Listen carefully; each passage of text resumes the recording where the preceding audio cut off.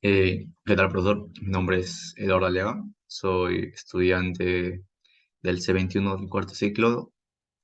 A la vez soy integrante del grupo número 4 de teoría del curso de tren de fuerza. Para este caso me tocó a mí hablar sobre el sensor de velocidad de la transmisión. Tenemos como punto número 1 acá la imagen señalado.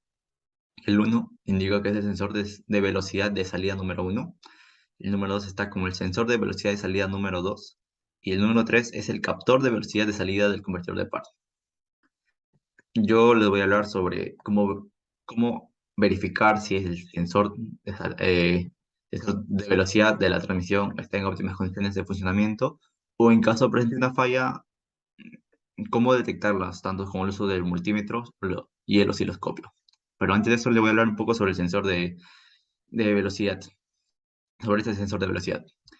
Si bien sabemos, el SM de tren de fuerza no tiene información de retroalimentación directa para determinar si se completó el acoplamiento y desacoplamiento del embrague.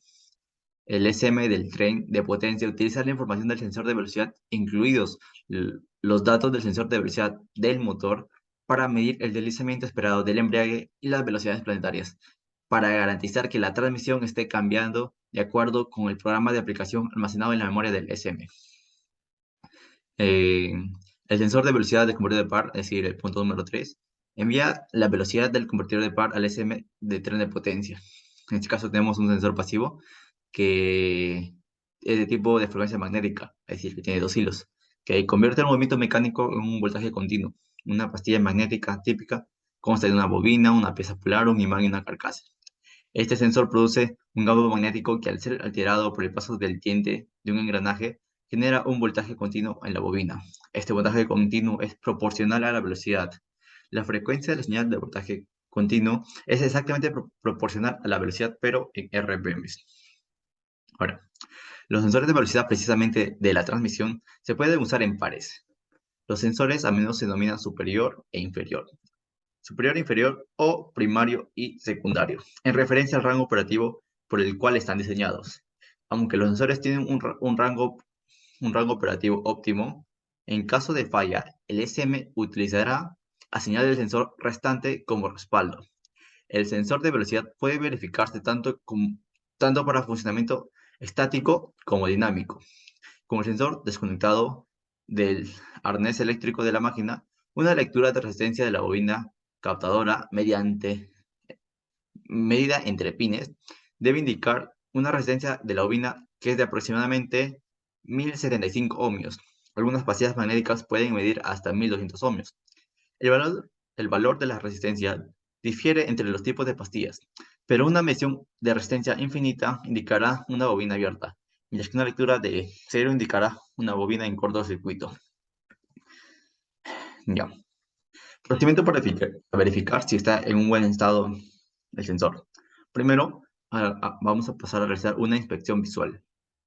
Luego, vamos a revisar si el sensor no tiene contaminación, corrosión, suciedad, residuos, solidificaciones, humedad, cortes, mordeduras o quemaduras.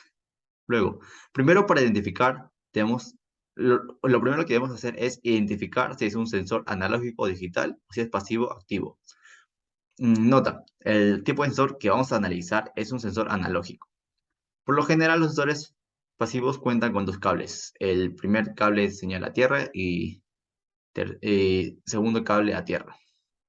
Ahora, ¿cómo es el procedimiento para la identificación de falla con el multímetro? Vamos a realizar una prueba mediante señal y tierra o alimentación y tierra. Vamos a medir el voltaje en una corriente continua. Y si el sensor está bien, en el multímetro, ambos deberían medir 12 voltios y 5 voltios en el mejor de los casos. Y en caso salga OL, es que está fallando el sensor o simplemente no sirve. Ahora, para medir con el osciloscopio, la medición es igual de la velocidad, ya que va a ser analógica, pero esta va a depender con respecto al voltaje y al tiempo. Y otra forma de evaluar el, el estado del sensor eh, de velocidad de transmisión es con el Electronic Technical, o mejor conocido como ETCAT. Ahora, ¿qué es el ETCAT? El ETCAT, eh, Electrónica y Técnica ETCAT, es un software de diagnóstico para todas las maquinarias de la marca Caterpillar, en este caso, solo para esta. Con este software se puede saber el estado de la máquina en tiempo real, lo que facilita diagnosticar fallas para posteriormente dar una reparación.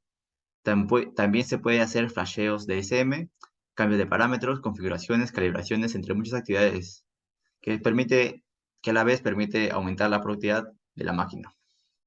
Básicamente, acá les estoy mostrando cómo es la pantalla del software. Acá se puede seleccionar qué tipo de modelo es.